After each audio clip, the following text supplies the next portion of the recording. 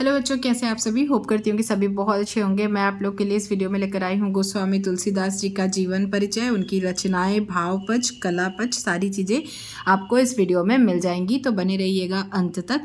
और ये वीडियो बहुत बहुत ज़्यादा इम्पॉर्टेंट है। और तुलसीदास जी का जो जीवन परिचय है वो कई बार ऑलरेडी पूछा जा चुका है, 22-23 में भी पूछा जा चुका है, तो 24 छोड़ के 25 में इस साल भी आने के काफ़ी ज़्यादा चांसेस आपके हैं।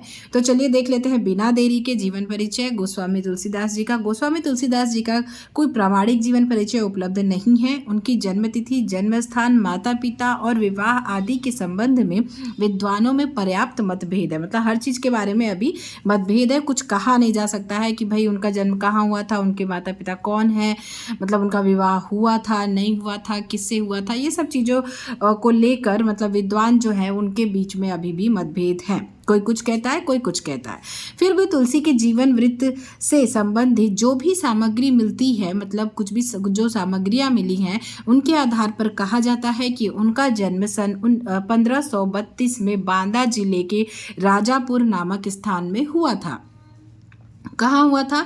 बांदा जिले के राजापुर नामक स्थान में 1532 में सन में हुआ था। परंतु कुछ लोग सोरो एटा, जिनको कहा जाता है, को इसका जिसको कहा जाता है उनका जन्म स्थान मानते हैं। ठीक है। इनके पिता का नाम आत्माराम और माता का नाम हुलसी था। कहा जाता है कि इनका जन्म अभुक्त मूल नामक अनिष्टकारी नक्षत्र में होने के कारण इनके माता पिता ने इन्हें जन्म होते ही त्याग दिया था। स्वामी नरहरिदास के सानिध्य में इन्होंने वेद, पुराण और अन्य शास्त्रों का अध्ययन किया। तुलसीदास जी का विवाह दीनबंधु पाठक की सुंदर कन्या रत्नावली के साथ हुआ। किंवदंती है कि रत्नावली के व्यंग बाणों से आहत होकर तुलसी को संसार और सांसारिक ऐश्वर्यों से विरक्ति हो गई। मतलब उनका मन जो था वो उठ गया था और सब कुछ छोड़कर वह कहाँ चले गए? काशी चले गए। कुछ समय पश्चात काशी छोड़कर तुलसीदास अयोध्या चले गए और वहीं पर रामचरितमानस का मतलब निर्माण किया, कह सकते हैं कि प्रणयन किया। और फिर सन 1623 में काशी में क्या हुआ था? इस महात्मा ने शरीर के बंधनों को तोड़ दिया और परमात्मा में विलीन हो गए, मतलब उनका देहांत हो गया। अब उनकी प्रमुख रचनाएं देख लेते हैं। उनकी प्रमुख रचनाएं हैं दोहावली, कवितावली, रामचरितमानस, विनय पत्रिका, समाज्ञा, प्रश्न, हनुमान बाहुक, रामलला, नहचु, पार्वती मंगल, बरबय, रामायण, संदीपनी तथा गीतावली। इसमें से जो आपको याद आए आप वो लिख सकते हैं। रामचरितमानस हिंदी साहित्य का सर्वोत्कृष्ट महाकाव्य है। सोहर छंदों में लिखे हुए रामलला, नहचु, जानकी मंगल और पार्वती मंगल अच्छे खंड काव्य है। गीतावली, कृष्ण गीतावली, विनय पत्रिका हिंदी के सर्वोत्तम गीति काव्यों में से है। विनय पत्रिका हिंदी के विनय काव्यों में श्रेष्ठ है। कवितावली मुक्तक काव्य परंपरा की उत्कृष्ट रचना है। इसका भावपक्ष देख लेते हैं। राम चरित्र की प्रधानता, मतलब राम जी के चरित्र की प्रधानता मिलती है। ठीक है। तुलसी के प्रायः संपूर्ण काव्य में रामचरित्र की प्रधानता है। पार्वती मंगल, कृष्ण गीतावली और हनुमान बाहुक को छोड़कर हम कह सकते हैं कि संपूर्ण काव्य राममय है।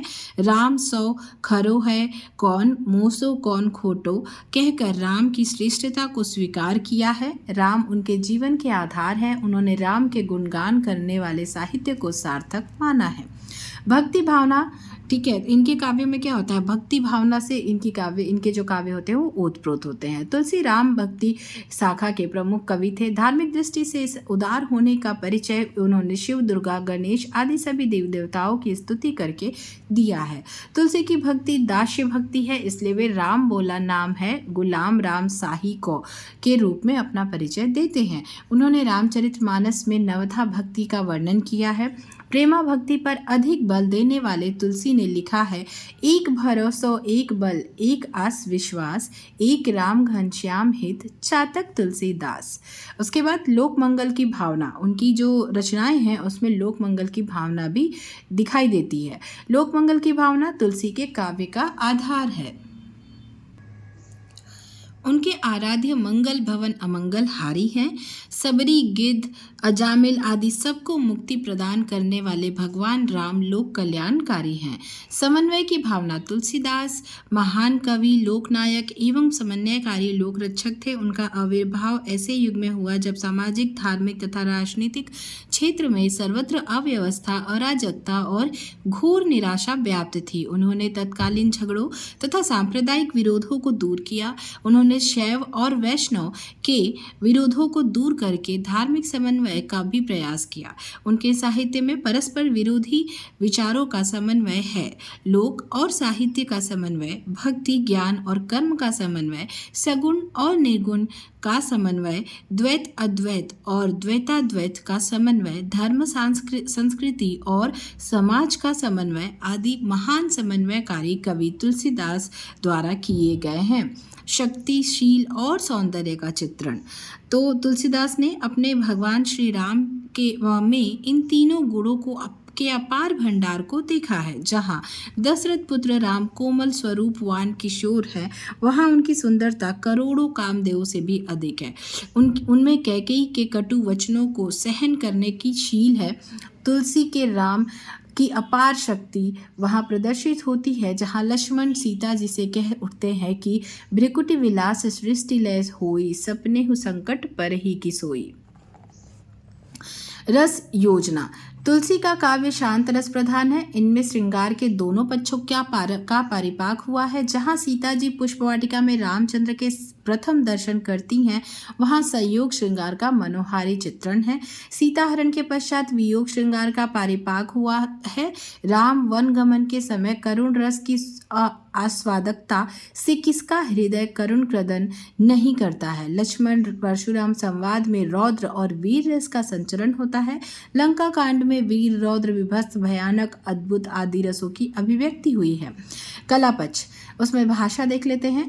तुलसीदास का अवधी एवं ब्रज भाषा दोनों पर समान अधिकार था। कवितावली, गीतावली, कृष्ण गीतावली, विनय पत्रिका आदि ब्रज भाषा की रचनाएं हैं।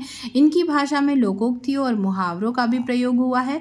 भाषा की प्रांजलता ने काव्य में चार चांद लगा दिए हैं। शैली, तुलसीदास ने अपने पूर्ववर्ती कवियों की संपूर्ण शैलियों का प्रयोग अपने काव्य में किया है। प्रबंध शैली का प्रयोग रामचरितमानस में किया है, जिस पर जायसी की दोहा चौपाई वाली पद्धति का प्रभाव है।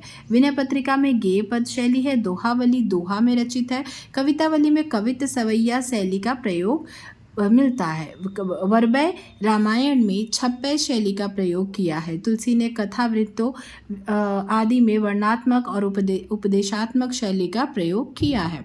अलंकार योजना। तुलसी के काव्य में उपमा, रूपक, उत्प्रेक्षा, संदेह, भ्रांतिमान, अभ्युति आदि अलंकारों का वर्णन स्वाभाविक रूप से हुआ है। काव्य में चमत्कार की दृष्टि से केशव की तरह अलंकारों की भरमार नहीं की है। छंद योजना। तुलसी ने सामान्य रूप से प्रचलित तत्कालीन सभी छंदों का प्रयोग अपने काव्य में किया है।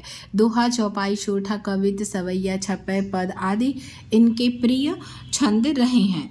संस्कृत में श्लोकों का भी यत्र तत्र प्रयोग किया गया है। अब हम देख लेते हैं साहित्य में स्थान। गोस्वामी तुलसीदास लोक कवि हैं। उनके काव्य से जीने की कला सीखी जा सकती है। वास्तव में तुलसीदास हिंदी के श्रेष्ठ कवि थे। सुर सुर तुलसी शशि कहने में कोई अतिशयोक्ति नहीं है। मानव जीवन का सर्वांगीण चित्रण तुलसीदास ही कर पाए हैं। तुलसी वास्तव में जननायक थे। लोकनायक के हृदय में लोकमंगल की कामना थी। यद्यपि उन्होंने स्वांतः सुखाय काव्य रचना की है, परंतु वह काव्य परांतः सुखाय है। तो इस तरीके से ये हमारा तुलसीदास जी का जीवन परिचय कंप्लीट होता है। वीडियो पसंद आई हो तो प्लीज़ वीडियो को लाइक कीजिएगा, दोस्तों के साथ शेयर कीजिएगा। चैनल पर नए हैं सो प्लीज़ चैनल को सब्सक्राइब करना बिल्कुल भी ना भूलिएगा। Thank you, thanks for watching. All the best for your exam.